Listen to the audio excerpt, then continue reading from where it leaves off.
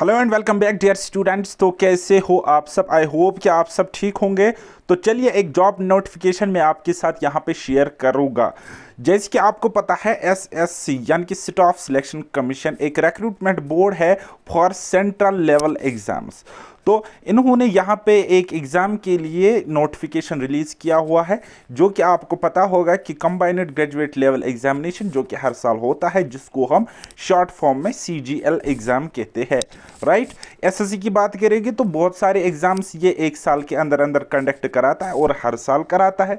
तो उन सारे एग्ज़ाम्स में से एक एग्ज़ाम होता है सीजीएल यानी कि कंबाइंड ग्रेजुएट लेवल एग्जामिनेशन। तो अपने ही टेंटेटिव डेट पर जो कि उन्होंने कैलेंडर रिलीज़ किया हुआ था सारे एग्ज़ाम्स के लिए, तो सिमिलरली सीजीएल के लिए भी उन्होंने कैलेंडर रिलीज़ किया हुआ था इन एडवांस। तो उसी डेट पर अभी नोटिफिकेशन आउट हो चुका है। तो आप अगर फॉर्म अप्लाई करना चाहते हो तो इसकी डेट है 24 जून 2024 से लेकर 24/7/2024 तक। ठीक है, यानी कि 24 ऑफ जून से लेकर 24 ऑफ जुलाई तक आप इन पोस्ट्स के लिए अप्लाई कर सकते हो। आपको क्या करना होता है? सिर्फ और सिर्फ एक फॉर्म अप्लाई करना होता है और इसकी फ़ी है for general and OBC category, उनके लिए 100 रुपीज़ फीस है। और अगर आप फीमेल हो तो कोई भी फीस आपको चार्ज नहीं करना पड़ेगा। और अगर आप एसटी एससी रिजर्व्ड कैटेगरी से हो तो आपको फिर भी कोई भी फ़ी यहाँ पे नहीं करना है। राइट। तो बात करेंगे इसकी एग्ज़ाम की, तो टायर 1 एंड टायर 2 एग्ज़ाम इसका होता है। पैटर्न हालांकि पहले कुछ और था, अब कुछ और है, 1-2 सालों से चेंज हुआ है। अब आपको सिर्फ और सिर्फ 2 बारी पेपर देना पड़ता है।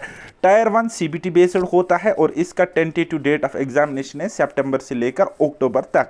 मल्टीपल शिफ्ट्स में ये एग्ज़ाम कंडक्ट होना है। तो सितंबर यानी कि एंडिंग सितंबर से आपका कंफर्म यहाँ पे टायर 1 एग्ज़ाम होना है। इसी तरीके से ये जो टायर 1 एग्ज़ाम होता है ये सिर्फ और सिर्फ अब क्वालिफाइंग इन नेचर है, लेकिन मेरिट आपको यहाँ से डिसाइड होगा और यहाँ से लगभग 1:8 में स्टूडेंट्स को लिया जाता है। 1:8 में स्टूडेंट्स को क्वालिफाई किया जाता है टायर 2 के लिए। अब टायर 2 में जो आप एग्ज़ाम दे दोगे वो उसकी डेट है दिसंबर 2024 में। तो एसएससी की ये कोशिश रहती है कि सिंगल शिफ्ट में मेंस एग्जाम यहाँ पे ये कंडक्ट कराते हैं, जिसको हम टायर 2 कहते हैं। ठीक। तो ये टायर 2 ही आपका मेरिट डिसाइड करेगा और आपकी final rank and post decide करेगी। तो अगर हम बात करेंगे एसएससी सीजीएल एग्जाम की, तो यहाँ पे 2 कैटेगरीज के पोस्ट्स की रिक्रूटमेंट होती है, group B and group C. Right. तो इस साल अगर हम बात करेंगे तो ग्रुप बी की गैजेटेड लेवल की एक पोस्ट हुआ करती थी AAO असिस्टेंट ऑडिट ऑफिसर, और एक होती थी AAO यानी कि assistant accounts officer. Only gazetted rank की जॉब वो हुआ करती थी, लेकिन इस साल पता नहीं एसएससी ने उसको एडवर्टीज क्यों नहीं किया है। ठीक है। तो उनको विड्रा किया गया है एज पर माई नॉलेज 1 महीने पहले, हालांकि वो स्टाफ सिलेक्शन कमीशन तक पहुंच चुकी थी, कोई रीजंस रहे होंगे। तो इसी तरीके से कुछ और डिपार्टमेंट्स है, उन्होंने भी वैकेंसीज रेफर नहीं करी है एसएससी को। लेकिन फिलहाल के लिए आप अपनी स्क्रीन पर देख रहे हो कि ग्रुप बी की लेवल कैटेगरी की पोस्ट है लेवल 7 की। ये ज़बरदस्त पोस्ट होती है, इसी को हम मिनी IAS कहते हैं। इनके प्रमोशन बाकी सारी चीज़ें भी फास्ट होती है। तो कुल मिलाकर आप देख सकते हो लेवल 7 के अंडर आपको कितनी टाइप की पोस्ट्स, 15 अलग अलग डिपार्टमेंट्स की पोस्ट्स आपको देखने को मिलेगी। जैसे कि आप यहाँ पे देख सकते हो, assistant section officer, assistant section officer, section officer, section assistant section officer. तो ये अलग अलग डिपार्टमेंट्स में है। ठीक। तो इसकी एज की बात करेगी तो minimum 20 maximum 30 for general category candidates, और अगर आपके पास रिजर्व्ड कैटेगरी है लाइक ओबीसी है तो 3 साल का मिलेगा रिलैक्सेशन, और अगर आप SC ST से हो तो 5 साल का रिजर्वेशन मिल जाएगा। राइट। इसी तरीके से कुछ और पोस्ट्स आप देख सकते हो, इंस्पेक्टर इन इनकम टैक्स, GST इंस्पेक्टर, जिसको हम सेंट्रल एक्साइज इंस्पेक्टर कहते हैं। एक ज़माने में मेरा इसका सिलेक्शन हुआ था। ठीक है। देन उसके बाद inspector preventive, inspector examiner, assistant enforcement officer, sub inspector, inspector post inspector. तो इसकी सारों की एज है 18 to 30 ईयर्स। फिर अगले कैटेगरी पोस्ट्स आते हैं पे लेवल 6 के अंडर। तो इसमें assistant section officer, executive assistant, research assistant, divisional accountant. ये जो जॉब है ना, मेरी मनपसंद जॉब है। हालांकि इसका लेवल कम है, लेकिन आप एक बॉस की तरह रहते हो अपने ऑफिस में हर एक जगह, और आपके पास पावर्स भी अच्छे खासे रहते हैं। डिविजनल अकाउंटेंट, हालांकि सैलरी इंस्पेक्टर के पोस्ट्स के कंपैरिजन में कम है। इसी तरीके से sub inspector intelligence bureau and junior statistical officer. सिर्फ और सिर्फ ये एक ऐसी पोस्ट है यहाँ पे जिसकी क्वालिफिकेशन थोड़ी सी डिफरेंट रहेगी। बाकी अगर आप सिंपल ग्रेजुएट हो, किसी भी स्ट्रीम से हो, तो आप इन सारे पोस्ट्स के लिए एक ही फॉर्म अप्लाई करना और आप एलिजिबल हो।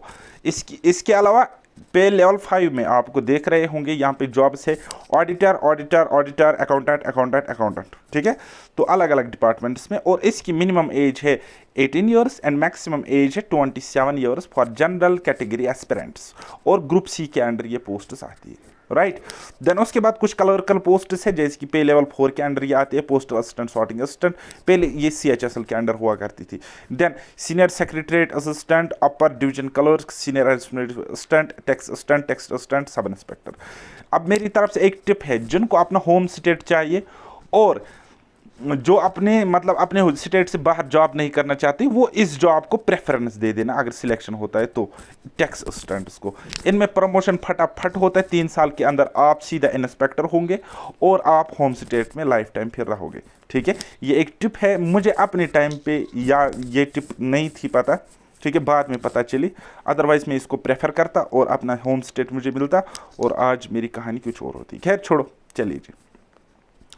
नेशनैलिटी सिटीजनशिप, अगर आप इंडिया से हो तो ओब्वियसली आप फॉर्म अप्लाई कर सकते हो। एज की रिक्वायरमेंट मैंने आपको बताई, और अगर आप रिजर्व्ड कैटेगरी से हो तो वो भी मैंने आपको बताया, ठीक है ना।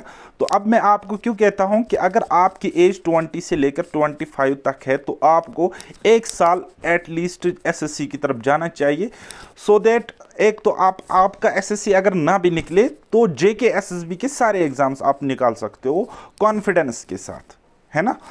तो चलिए पहले देखते हैं, ये डिफरेंट कैटेगरी एक पोस्ट है, इसके लिए थोड़ी सी रिक्वायरमेंट अलग है, स्पेशल सी क्वालिफिकेशन चाहिए, जिसका नाम है जूनियर स्टैटिस्टिकल ऑफिसर। और इसके साथ एक और पोस्ट आया करती थी स्टैटिस्टिकल इन्वेस्टिगेटर, इस साल वो नहीं आई है, ठीक है। तो इसकी क्वालिफिकेशन क्या है, या तो आपके पास डिग्री तो होनी है ग्रेजुएशन, लेकिन 12th में मैथमेटिक्स में 60% मार्क्स चाहिए। अगर आप ये क्वालिफिकेशन फुलफिल नहीं करते हो, फिर दूसरी क्वालिफिकेशन ये है कि आपको डिग्री होनी चाहिए, कोई भी डिग्री चलेगी, BA, BSc, BCom वगैरह कुछ भी चलेगा, लेकिन उसमें एक पेपर आपका स्टैटिस्टिक्स होना चाहिए, एक सब्जेक्ट, पेपर नहीं सब्जेक्ट, एक सब्जेक्ट स्टैटिस्टिक्स का होना चाहिए, ठीक है। तो इसी तरीके से हाँ जी, ये पोस्ट तो आई है स्टैटिस्टिकल इन्वेस्टिगेटर ग्रेड 2, तो इसकी क्वालिफिकेशन भी थोड़ी सी अलग है। क्या है इसकी क्वालिफिकेशन, कि आपके पास बैचलर्स डिग्री होनी चाहिए और उस बैचलर्स डिग्री में आपके पास स्टैटिस्टिक्स होना चाहिए, ठीक है। तो इसी तरीके से research assistant in national human rights commission एक नई पोस्ट इंट्रोड्यूस हुई है।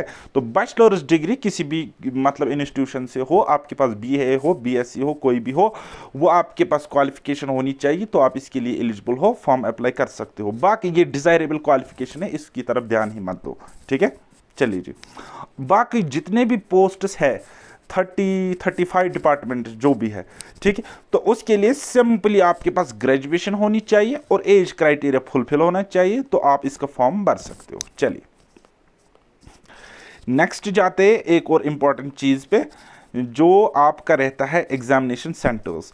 तो आप यहाँ पे देख सकते हो कि एग्जामिनेशन सेंटर वेरियस जोन्स में है। अगर आप J&K से हो तो आपका एग्जामिनेशन सेंटर कहाँ पे पढ़ना है, ये देखिए यहाँ पे नॉर्थ वेस्टर्न सब रीजन।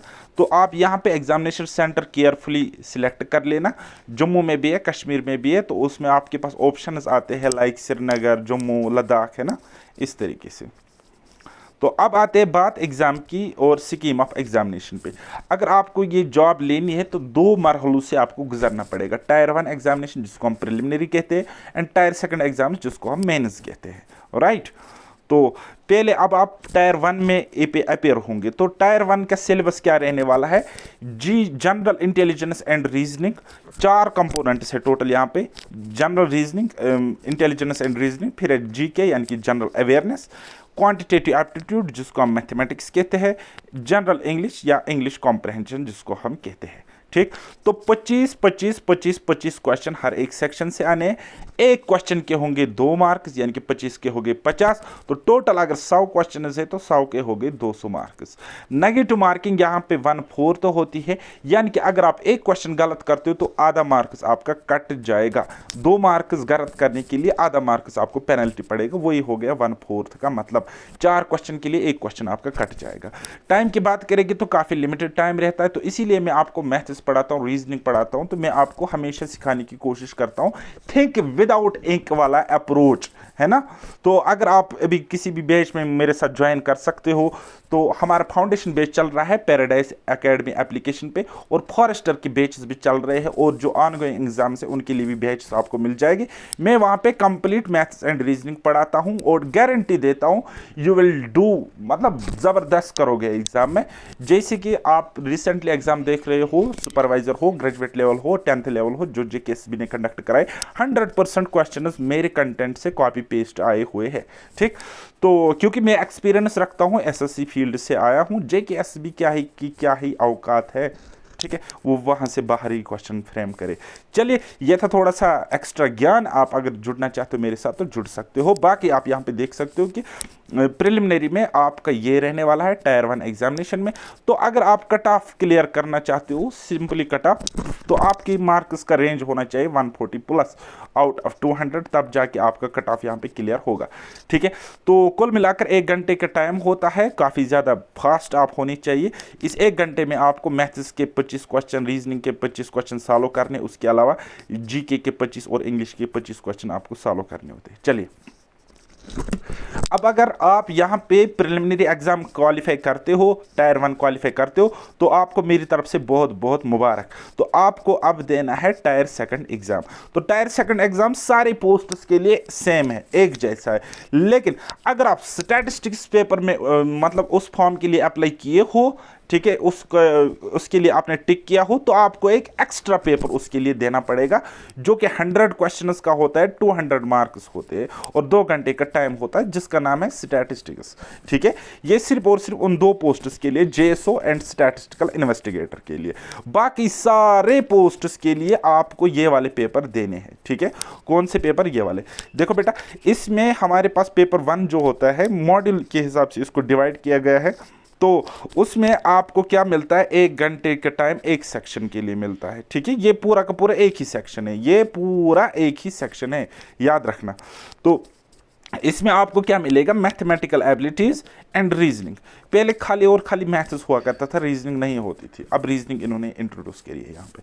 तो टोटल नंबर ऑफ क्वेश्चन 30 आ जाएंगे दोनों सेक्शन से, और एक क्वेश्चन के होंगे 3 मार्क्स, और यहाँ पे नेगेटिव मार्किंग है 1/3, यानी कि 3 क्वेश्चन के लिए एक क्वेश्चन आपका कट जाएगा अगर आप गलत करते हो तो, ठीक है। तो 1 घंटे का टाइम मिलेगा, यानी कि 30 मिनट आप यहाँ स्पेंड करो, 30 मिनट आप यहाँ पे स्पेंड करो। हालांकि आप ऐसा भी कर सकते हो, 10 मिनट में रीजनिंग खत्म करो, बाकी 50 मिनट में मैथ्स खत्म करो, ठीक है। तो कुल मिलाकर आपको 1 घंटे टाइम मिलेगा इस एक सेक्शन के लिए, पेपर 1 के लिए, जहां पे मॉड्यूल 1 में रीजनिंग होगी, और मॉड्यूल 1 में मैथ्स होगा, मॉड्यूल 2 में रीजनिंग होगा, ठीक है।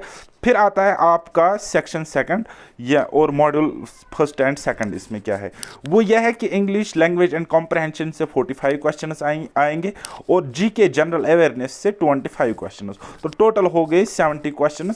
हर एक क्वेश्चन के 3 नंबर वैसे ही है जैसे पहले मैंने आपको बताया। अब आता है हमारा क्या, कंप्यूटर नोइंग मॉड्यूल, ठीक है। इसमें आपको क्या करना होता है, ये सिर्फ और सिर्फ क्वालिफाइंग इन नेचर होता है। आप इसमें 20 से 20 अटेम्प्ट करो, करेक्ट करो, तब भी कोई फर्क नहीं पड़ना, सिर्फ आपको क्वालिफाई करना है। तो 7-8 क्वेश्चंस आपसे ठीक होने चाहिए इस 20 में से, हालांकि इजी क्वेश्चंस आते हैं कंप्यूटर सेक्शन से। तो हर एक क्वेश्चन के 30 नंबर और 3 नंबर, और टोटल हो गए 20 क्वेश्चंस के 60 नंबर। 20 नंबर आपकी मिनिमम रिक्वायरमेंट है, और 15 मिनट आपको टाइम मिलेगा इस सेक्शन 3 मॉड्यूल 1 यानी कि कंप्यूटर मॉड्यूल में। अच्छा, जब मैंने क्वालिफाई किया था तब ये कंपलसरी नहीं थी कि आपको टाइपिंग आनी चाहिए, ठीक है। हालांकि गट्स में अभी भी रखता हूँ क्वालिफाई करने की, लेकिन मेरे पास तो अब टाइपिंग नहीं है, लेकिन आपके पास टाइपिंग होनी चाहिए, टाइपिंग स्पीड आपको होनी चाहिए, क्योंकि ये अब कंपलसरी है, मैंडेटरी है हर एक पोस्ट के लिए। तो data entry speed test module है, 15 मिनट में आपसे ये टेस्ट लिया जाएगा, और हालांकि इसमें स्पीड और एक्यूरेसी बहुत ज़्यादा रिलैक्सेशन है, ठीक है। आगे आप जब इस नोटिफिकेशन में पढ़ोगे तो आपको समझ में आ जाएगी कि उतना टफ ये नहीं होता है। अच्छा, अगर आप स्टैटिस्टिक्स जो जेएसओ पेपर देने जा रहे हो, तो जो ऊपर आपने ये पेपर देखे टायर सेकंड एग्जाम में, ये तो आपको देने ही देने हैं, लेकिन एक्स्ट्रा एक पेपर देना पड़ेगा स्टैटिस्टिक्स। अच्छा, इस पेपर के लिए मैं आपको एक खास टिप, खास बात यहाँ पे बताने जा रहा हूँ। वो ये है कि इस पोस्ट के लिए जो जेएसओ होता है पोस्ट, या स्टैटिस्टिकल इन्वेस्टिगेटर, दो पोस्ट्स होते हैं, इनमें कंपटीशन बहुत बहुत बहुत बहुत कम है। ठीक है, एट द एंड जब कट ऑफ निकलती, फाइनल कट ऑफ, तो बहुत ही कम कट ऑफ चला जाता है, क्योंकि कंपटीशन बहुत कम होता है स्टैटिस्टिक्स फील्ड में, ऑल इंडिया लेवल पर भी। ठीक है, लेकिन लेकिन लेकिन जो टायर 1 की कट ऑफ है वो इसकी बहुत ज़्यादा जाती है। टायर 1 जो क्वालिफाइंग इन नेचर होता है एग्जाम, उसमें इसकी कट ऑफ जाती है 165 से लेकर 170 के बीच में। ये out of 200 normalised cut off की मैं बात कर रहा हूँ। ठीक है, तो चलिए जी, अब आपने देखा कि ऐसा ऐसा है, तो अब आपको आपकी जानकारी के लिए सिलेबस पर एक नज़र दोहराते हैं। इंडिकेटिव सिलेबस की अगर हम बात करेंगे तो जनरल इंटेलिजेंस एंड रीजनिंग में ये आपका रीजनिंग में सिलेबस रहता है। हालांकि कुछ ही सिलेक्टेड टॉपिक्स से लगभग 20 से 22 टॉपिक्स है जिनसे रिपीटेडली एसएससी हमारा पेपर देता है।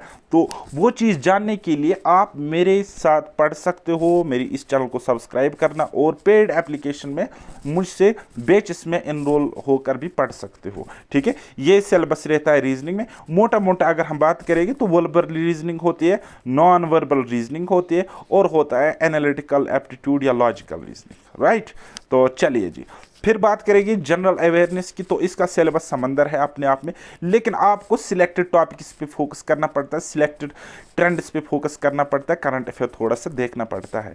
ओके, तो इसके बाद क्वांटिटेटिव एप्टीट्यूड। क्वांटिटेटिव एप्टीट्यूड आप देख सकते हो इतना सारा सिलेबस हमें दिया गया है।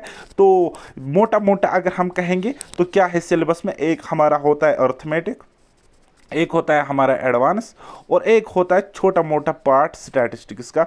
लेकिन ये स्टैटिस्टिक्स जो आप देख रहे हो, इसमें प्रोबेबिलिटी आता है, इसमें मेजर्स ऑफ सेंट्रल टेंडेंसी आता है, मेजर्स ऑफ डिस्पर्शन आता है। लेकिन ये चीज़ें स्टैटिस्टिक्स वाला कंपोनेंट सिर्फ और सिर्फ आपको मेंस में पूछा जाएगा, प्रीलिम्स में इसका कोई वेटेज नहीं है। बात आई समझ? तो फिर बात करेंगे इंग्लिश कॉम्प्रहेंशन की। तो इंग्लिश कॉम्प्रहेंशन में क्या होता है, सिंपली क्वेश्चंस आते हैं। एसएससी की इंग्लिश उतनी हाई फाई स्टैंडर्ड की नहीं आती है। अगर आपने अच्छे तरीके से प्रिपेयर किया हुआ तो ग्रामर में आप 100% स्कोर करोगे। लेकिन यहाँ पे डिसाइडिंग फैक्टर होता है इनकी वोकेबलरी। ठीक है, वोकेबलरी में जैसे कि सिनोनियम, antonym, one word substitution, idioms and phrases, इस तरीके से ये पूछे जाते हैं। मेनली ये जो इंग्लिश का पार्ट है 3 चीज़ों में डिवाइड हुआ होता है हमारे एसएससी एग्जाम में। एक हो गया हमारा ग्रामर, और एक हो गया हमारा वोकेबलरी, और तीसरा हो गया रीडिंग कॉम्प्रहेंशन, या जिसको हम कॉम्प्रहेंशन कहते हैं। अब रीडिंग कॉम्प्रहेंशन को लाइटली लेने की ज़रूरत नहीं है, क्योंकि उसमें वोकेबलरी एंड ग्रामर का भरपूर यूज़ रहता है, और ये टाइम टेकिंग होता है एग्जाम में। चलिए जी, अब बात करेंगे हम मेंस एग्जाम की। तो मेंस में भी ऐसा ही सिलेबस है, जो आपका प्री में सिलेबस होता है वही आपका मेंस में सिलेबस होता है। चाहे हम रीजनिंग की बात करेंगे, इंग्लिश की बात करेंगे, जीके या मैथ्स की बात करेंगे। लेकिन मैथ्स के सिलेबस को यहाँ पे थोड़ा सा तोड़ के इन्होंने दिखाया है। जैसे कि नंबर सिस्टम है, फंडामेंटल अर्थमेटिक ऑपरेशन, उसमें सारा का सारा अर्थमेटिक आ जाता है। देन उसके बाद अलजेब्रा है, ज्योमेट्री है, मेंसुरेशन है, ट्रिग्नोमेट्री, ये एडवांस का पार्ट रहता है। ओके, देन उसके बाद स्टैटिस्टिक्स एंड प्रोबेबिलिटी, ये तो स्टैटिस्टिक्स का पार्ट है। लेकिन इजी क्वेश्चंस यहाँ से अभी तक हाल फिलहाल पूछे जाते हैं, क्योंकि स्टार्टिंग के 1-2 साल ही हो गए इसको नया पैटर्न बने हुए। तो फिलहाल यहाँ से इजी लेवल के क्वेश्चंस आपको देखने को मिलेंगे। ठीक है, तो ये हो गया मेंस लेवल सिलेबस, या हम कहेंगे टायर सेकंड एग्जाम का सिलेबस। तो इसी तरीके से आप जनरल रीजनिंग को भी देख सकते हो, जनरल इंटेलिजेंस, फिर आप देख सकते हो जनरल अवेयरनेस, इसी तरीके से आप कंप्यूटर का सिलेबस देख सकते हो। लेकिन जो स्टैटिस्टिक्स के लिए पेपर में अपेयर होने जा रहे हैं, स्टैटिस्टिक्स पोस्ट के लिए, जेएसओ एंड स्टैटिस्टिकल इन्वेस्टिगेटर के लिए, तो उनका सिलेबस स्टैटिस्टिक्स में थोड़ा सा टफ रहने वाला है। क्या है, यहाँ पे पूरा का पूरा स्टैटिस्टिक्स है। जैसे कि आप यहाँ पे देख सकते हो कुछ टॉपिक, सेंट्रल टेंडेंसी, डिस्पर्शन है, सिक्वेंस, मोमेंट, स्कोरटोसिस है, कोरिलेशन रिग्रेशन है, प्रोबेबिलिटी थ्योरी है। ठीक है, और यहाँ पे ये प्रोबेबिलिटी थ्योरी बहुत ही खतरनाक है। और random variable and probability distribution है, sampling theory, statistical inference, analysis of variance, time series analysis, index number. ठीक, तो इस तरीके से ये कैलकुलेट होता है यहाँ पे। आप अगर पढ़ना चाहते हो तो पढ़ सकते हो। आप अगर इस एग्ज़ाम को टारगेट करोगे तो मुझसे आपको इतना एक हेल्प मिलेगा। मैं आपको कहना चाहूँगा कि आप मेरी एप्लीकेशन पैराडाइज एकेडमी में को डाउनलोड करो और वहाँ पे एक बैच आपको मिलेगा, फाउंडेशन बैच, ठीक है।